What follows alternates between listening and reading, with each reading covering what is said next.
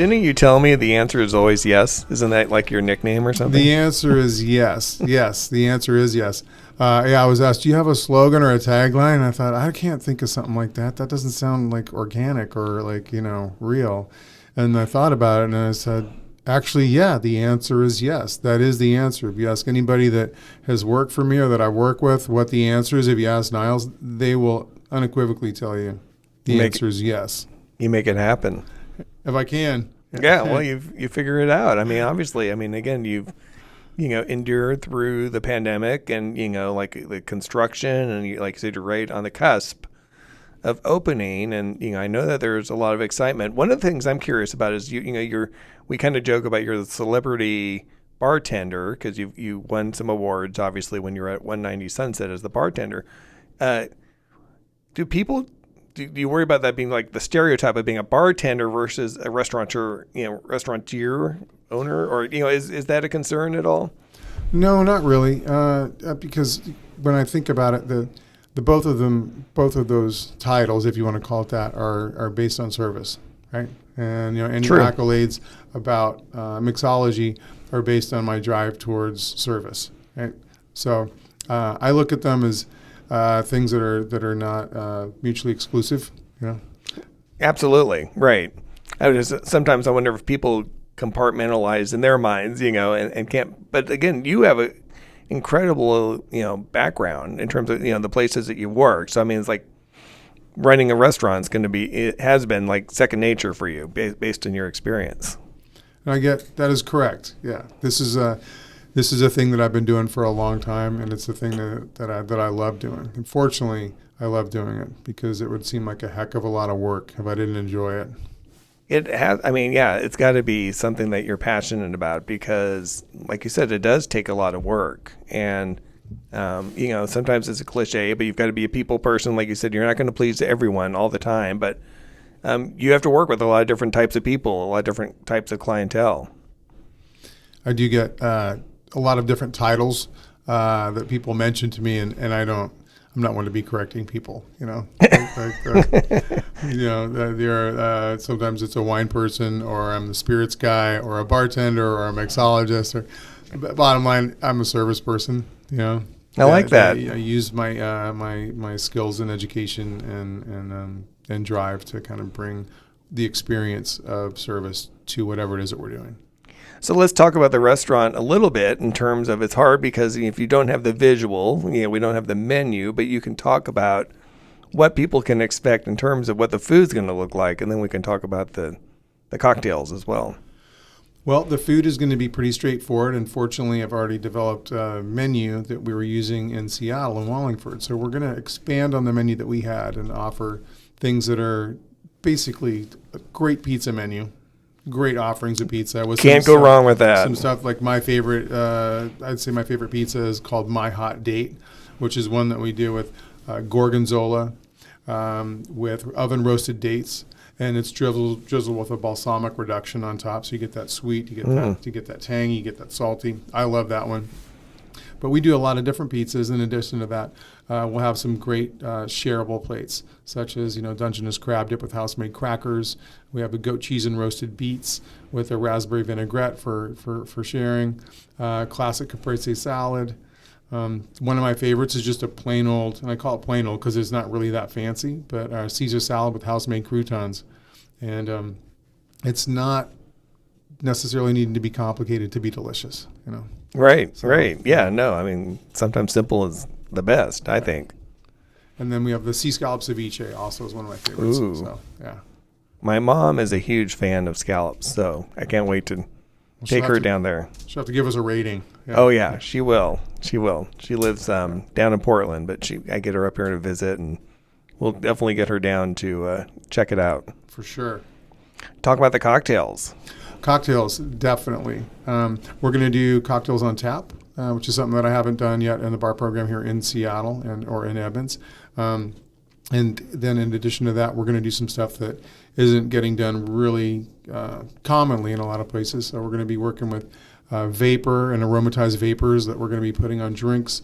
We've got a great glass chiller we're embedding in the bar that uses liquid CO2 to chill and sanitize and deodorize a glass. So it basically takes any residue of any flavor that could be in there and it just kind of eliminates it. And so you get this Like instantly, or instantly, you press it down and it's this fog that comes up into the Whoa. glass. And of course it has a light which lights it up, and you see this fog swirling around, and you flip over this chilled glass and you have this like that's smoke cool. coming out of it, and it's really just this chilled, freshly sanitized glass.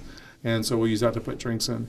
And then in addition to that, I'll be making use of a boba tea shaker that'll be doing dry shaking. So for egg white drinks, for things where we want to really get a nice head of foam on there, we can actually have this machine dry shake it, while the bartender is doing something else. So you just set a couple of drinks in and it's dry shaking. So the thing that you'd have to be using both your hands for to make 2 of these drinks at once, you can go and do 3 other things while that thing is shaking that.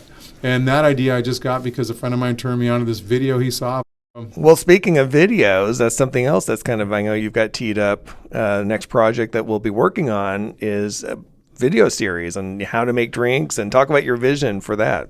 So my vision for that is basically taking things that are industry skills, industry knowledge, and things that people may not know how to do or may not know how to do correctly, and putting them in video in a format that like someone can watch and look and see and do and have that same result come out.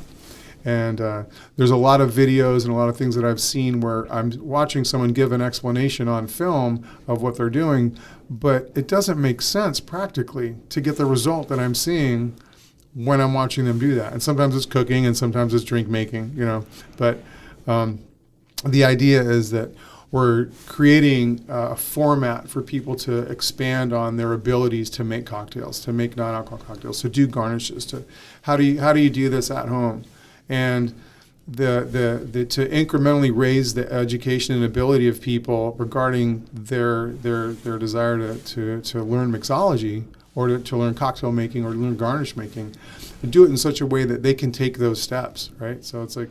Well, and so it's in a lot of ways. I mean, would you say it's even going to start with kind of even like cocktail making 101, like even for the beginner? Like someone like me, again, I can make very basic stuff. I mean, and it's intimidating to think, okay, what do I need to buy? What do I need to, mix all this? So for someone like me... Yeah, well, that's a great question. So to approach the novice bartender or the novice mixologist with what we're doing, there's also the how we're doing it, and then what is it that you need? Like you said, like, am I going to spend $100 buying a bottle of gin? Like, or can I use this gin? Or do I need to get 3 cans of vermouth? Or do I just need 1? Right? So I like the format. Gary Vaynerchuk, when he was doing Wine Library, was the first time I saw this, and he would be evaluating wine, and there would be wine that was like your everyday wine. Then there's wine if you want to spend a little more money, and then there's like kind of the break the bank, right?